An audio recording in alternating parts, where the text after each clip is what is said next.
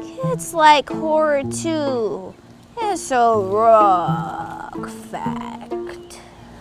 Have you already carved your pumpkin? Yes? Named it Sarah. And Jason Funderburker likes to hide inside. Have you already disappointed your dentist with the amount of candy that you are currently eating, despite it being for Halloween? Candy camouflage!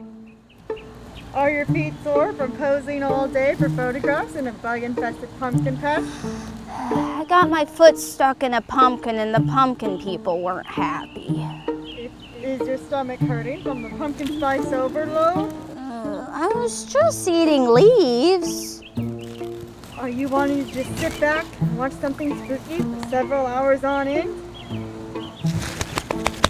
I got you covered.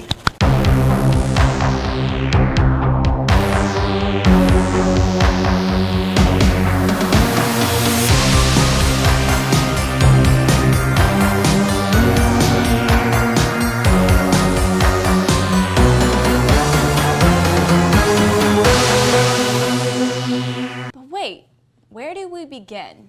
Welcome to Jump Scare, the weekly show where I bring you into the frightening world of horror. I'm your host, Sierra Caballero. Oops. Spooky shows for kids mainly started in the realm of fun for the whole family style entertainment of the late 1940s and 50s with shows like The Vampire Show and even Twilight Zone. Even though Twilight Zone sometimes was a little intense, it was still pretty family friendly. As the popularity for horror shows grew, kids were one of the reasons. The popularity of The Addams Family, The Munsters, Thriller, Outer Limits, and even Dark Shadows, and the rise of magazines such as Famous Monsters of Filmland, and even popular horror-themed toys, makeup, and monster-making kits were skyrocketing because children and teens were some of the main audience. Famous Monsters magazine brought together many young horror fans, including Joe Dante, Stephen King, and even Steven Spielberg. Each of them would send in fan mail, hoping they would be published in the horror magazine. So horror was a huge part of this decade. And soon, TV shows themselves began to market to kids, beginning with Scooby-Doo, Where Are You? In 1969. However, the golden age of kids' horror shows began in the late 80s and 90s. While popular shows such as Tales from the Crypt, Freddy's Nightmares, Buffy the Vampire Slayer, Twin Peaks, and other shows catered to the older teen and adult demographic, children's networks such as PBS, Nickelodeon, Disney, Fox Kids, and even Discovery Kids were churning out chilling children's shows. From incidentally creepy shows like Jigsaw from 1979, and I'm not talking about the Jigsaw we all know and love, I'm talking about this guy.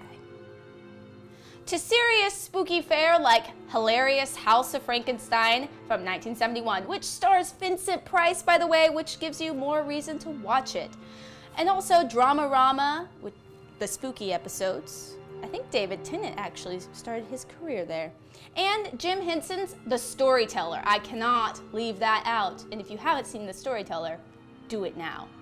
Kids all over were thirsty for more scares. And by thirsty, I don't mean the other definition, get your head out of the gutter, because Pennywise is down there. The 90s proved to be the golden age of chilling children's shows, or Chill-dren shows. Sorry. I think it's brilliant. We started to see really popular horror films become TV shows, much like The Beetlejuice Show and The Real Ghostbusters. We also had Tales from the Crypt Keeper, Erie, Indiana, created by horror fan Joe Dante, Round the Twist, Goosebumps, Courage the Cowardly Dog, and the boundary-breaking Are You Afraid of the Dark? Each of these shows broke the boundaries and would probably not exist on the channels that they were created for today. Probably not at all. Who knows what would have happened. Heck, even Troma created a show based off of the beloved Toxie called The Toxic Crusaders. What a time to be alive! The early 2000s ushered in more animated horror, as well as Disney's So Weird and Discovery Kids' Strange Days at Blake Halsey High, which I watched regularly. I wonder what happened to the cast.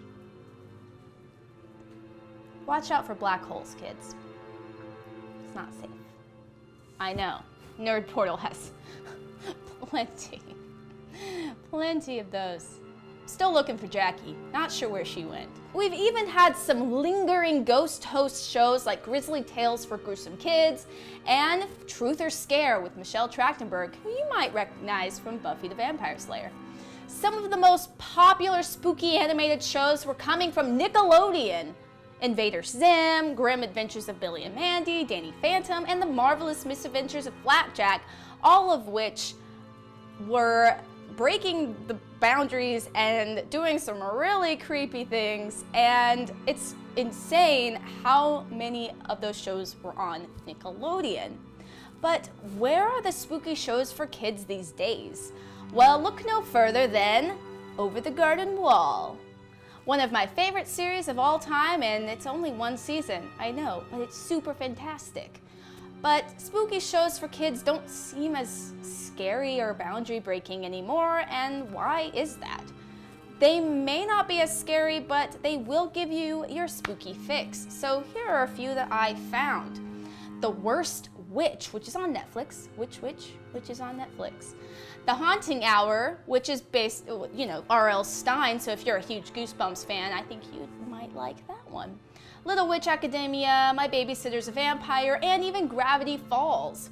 One of the more disturbing ones is A Series of Unfortunate Events, which is based off the series. I know you're probably like, that show's not disturbing, Sierra. What are you talking about? Well, let's just say 3 kids were orphaned when their parents were burned alive in a mansion, and then they were sent away to an uncle named Count Olaf, who ruined their lives through 13 novels. So, not disturbing at all. Well, that's it for this week's Jump Scare. Let me know in the comments below what your favorite horror TV show was. Was it something from the 70s? Was it early family-friendly fare like Twilight Zone or The Munsters? Or maybe it was from the 80s or 90s golden age of Chill-dren shows. Or maybe it's something from today that's showing now. Let me know in the comments below. What are your recommendations? And be sure to like and subscribe to the PopNerdTV channel on YouTube. Give us a like and check out our Patreon for bonus content. Trust me, you guys don't want to miss it. Also, check out our merch store at popnerdtv.store where we have Jump Scare merch, Irene and Bernice, Lemon Drop, and a huge special thanks goes to our sponsor, Famous Monsters of Filmland, who we mentioned previously in this show, because without them, who would Steven Spielberg write to? Well, until next time, stay spooky, my friends, and don't forget to watch Over the Garden Wall.